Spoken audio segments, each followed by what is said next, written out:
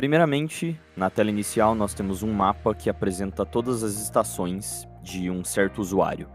Outra feature que nós temos na tela inicial é a barra de pesquisa, onde nós podemos pesquisar qualquer uma das estações de propriedade do usuário.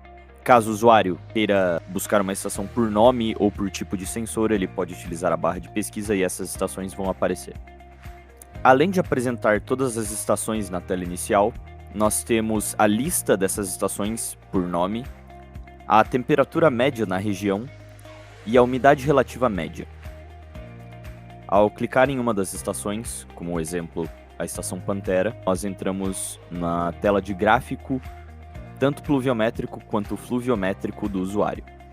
Nesse caso, nós teríamos o gráfico de chuva com as barras e o gráfico de nível com a linha entre pontos conectados. Próximo gráfico, nós temos, por exemplo, o climograma dessa mesma estação, onde apresenta a temperatura diária dividida por hora. O próximo gráfico seria o gráfico de umidade relativa dessa mesma estação. E por fim, o de radiação solar.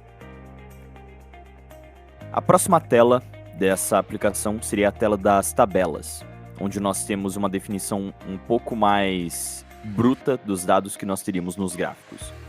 Os gráficos servem para demonstrar de uma maneira mais visual e mais sensorial ao usuário como os dados estão sendo processados.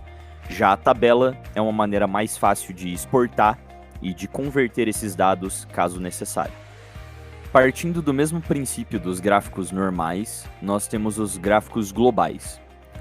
Os gráficos normais apresentam o gráfico de cada estação individualmente.